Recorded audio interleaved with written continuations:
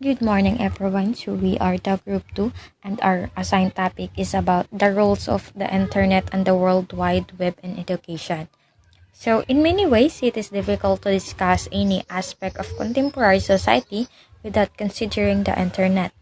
Many ways, lives are saturated so thoroughly with digital technology that one's obvious distinction between either being online or offline now fails to do justice to a situation where the internet is implicitly always on. And that it is often observed that younger generation are unable to talk about the internet as a discrete entity. So for now, it is important that we keep ourselves updated with the most current and effective tools for teaching. So a way to do this is to make use of the internet where we can find almost anything you might need for improvement of teaching and learning process. So some of function of World Wide Web and internet can do for us is like communication, inquiry, and construction. So the first is communication. So through communication, pwede makakommunicate ang teacher sa ilang student. Like for example, isa atong Google Meet. So pwede ta makakommunicate through internet lang. If we don't have a face-to-face class, so pwede ta mag Google Meet. So the second is inquiry. So the internet basic purpose for many people is of course for information hunt. For example, is sa Google. So we always refers to Google when we do not know or we uncertain of something nga wala ta nakasabot. So pwede ta mag Google. The third is construction. So we can do our tasks through online. So like Google Classroom. So ang internet is daghang hatag ng mga advantage to us for teaching. So sa construction is pwede, so for example ani is kanang sa kahot. So pwede ta maghimo og mga task activity para sa atong mga students. Good afternoon. I am the second reporter and my assigned task to discuss to you is all about role of internet in education. So internet is the most useful technology of modern times which is helps us not only in our daily lives but also in professional lives. So internet help us with facts and figures, information and knowledge for personal, social and economic development. So ang internet play is a very vital role in education. So ang internet play daw kay mao ni ang internet na nagpapahalagang papel sa edukasyon. Walang aninlangan sa nasa modernong panahon na ito ay mas pinipili ng lahat ang Google para sa kanilang mga query, mga problema o pagdududa. Ang mga sikat na search engine tulad ng Google, Yahoo at iba pa. The most important of internet in education is ang ibig sabihin nito ay ang mga mag-aaral ginagawang mas madali para sa kanila na mag-research ng mga bagay at i-retard ang ninalaman ng itinuturo sa paaralan. Ginagamit ito ng mga tao ayon sa kanilang mga pangangailangan at interest.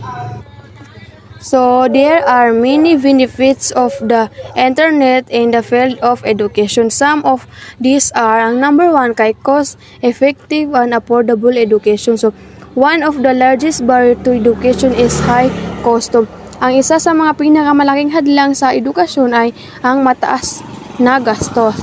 Ang internet din ay nagpapabuti sa kalidad ng edukasyon sa isa sa mga haligi nagpapanatiling pagunlad ng isang bansa. Ito din ay nagbibigay ng edukasyon sa pamamagitan ng mga video tulad ng mga video tutorial sa YouTube at mga tutorial sa web na abot kaya sa lahat ng cost-effective. The second is the student-teacher and fair interaction. The internet has allowed students to be in constant touch with their teachers or with other fellow classmates with the help of social media, messaging apps, and chat forums. Parents can interact as well as communicate with teachers and school authorities about their kids' performance in the school. So, ang student-teacher and fair interaction, ang mga parents pwede siya maka-interact og maka-communicate sa teachers para makabalo sila sa mga binuhatan sa ilang estudyante inside the school. The third is effective teaching and learning tool. The internet has become a major tool for effective teaching as well as a learning tool. Teachers can use it as a teaching tool by posting their teaching materials on school website or forum. So, kaning effective teaching and learning tool, mo ni ang mga ginagamit sa teachers para ma-reach nila ang ilang children or mo nilang mga apps na ginagamit para sa ilang klase. Fourth is easy access to quality education. Students can easily access quality education materials like tutorial videos on the YouTube for free or PFS online for more quality study materials. Teachers can also make use of the internet. Oh. Fifth is a regular use of digital media is one of the most basic parts of our lives. Digital bulletin boards, papers allow displaying of pages and audios to attract the attention of the student. Six is keeping you updated with the latest information. Information is the biggest advantage which the internet is offering. There is a huge amount of information available for every subject. It keeps us up to date with the latest information regarding the subject in which are interested. Last is the learning with multimedia. It helps the student with the learning process. It helps also to simplify the knowledge. Also, it helps to visualize that what is being taught by the teachers in the school. The World Wide Web opened up the internet to everyone, not just scientists. It connected the world in a way that made it much easier for the people to get information, share, and communicate. It has since allowed people to share their work and thoughts through social networking sites, blogs, video sharing, and more. So, ang World Wide Web daw kay dili lamang sa mga scientist gigamit. It is open for all para dali ra makakuhag mga impormasyon, especially to communicate. So, di ba? Karon uso na jud ang magnegosyo sa social media. Parihaan ng mga nag-online selling like Shopee, Lazada, and more. Then, ang mga tawo karon makatrabaho na bisan naaras ilahang balay, which is naay mag-online job karon just like sa kong auntie nga naa siya gitudloan through online. Ang iyang ginatudloan kay tagalaing lugar. So, gitugutan ni ini pod ang mga tawo na ipaambit ang ilang trabaho o gunahuna pinaagi sa mga social working site, blog, through video og uban pa. Web-based instruction allows for students to progress at a pace they feel comfortable with within certain constraints of the course such as progress deadlines. This type of instruction also allows teachers some more freedom. Assessment is often done on the spot with the student. So, kani po daw, nag-allow to all students para ma-progress or they feel comfortable with. So, this is the type of instruction that also allows teacher to have some more freedom o kani kasagaran gihimo uban sa mga estudyante. So, well-being design and maintain websites can enhance community relations for education agencies and increase their visibility. A more important aspect of the proliferation of this technology its effect on classroom and students. So, ang pagdisenyo ug pag-maintain sa mga websites it takog katabang para ma-enhance pa ang ug ma-improve pa ang relation sa atong community or dako po ni siya og katabang sa atong pang-education o sa ahin sa atong education aron madugangan pa ang mga kaalaman sa mga student, not just the student but also sa mga tao na naka-access ani. So karon nga generation technology becomes available to everyone. So ang usa ka mas importante nga aspekto sa pagdaghan niini nga mga teknolohiya mao ang epekto niini sa mga silid-aralan at mga mag-aaral. So kani nga mga web or technology pwede ni siya magamit sa atong learnings or sa atong pag-eskwela. A widely held expectation is that every student in the United States will have the school-based access to the internet and consequently be able to access the vast amount of information available on the web. Access to the web in the school raises many issues. So, ang bawat mag-aaral sa United States, kay aduna sila yung mga access sa internet nga nakabase sa ilang eskwelahan. Ug tungod niini, pwede sila maka-access og daghang impormasyon gamit kaning gitawag nato nga web or website. Pero, Ang paggamit or pag-access sa mga website sa eskwelahan, it raises so many issues. Like for example, change in the delivery of curriculum, integration of technology in professional development programs, student security and security of critical data. So, pwede ni makabago sa pag-deliver sa curriculum or pag-uswag sa mga professional and to secure sa mga student and sila ang gina-protect sa mga data or sa mga information sa mga web. So, this is the continuation of our report. So, what is web-based communication tool? So, web-based communication tool that allows the teacher and students to work together and share resources and collaboration application of WCAS in education. So, students and teachers can write together or co-create knowledge and information. Provide students the opportunity to decide whether the information they are getting is relevant and accurate. So, kaning web-based communication tool, usa ni siya ka communication nga wherein makakuha ta og kanang dira man sa communication tool na siya sharing of information, words, or ideas over the network of computer known as the internet. So, kaning communication tool is very important, especially karon because since ang atoang technology is nag-upgrade na, so through manggod ani there is kanang klase-klase na nga mga application nga ato ang ginagamit.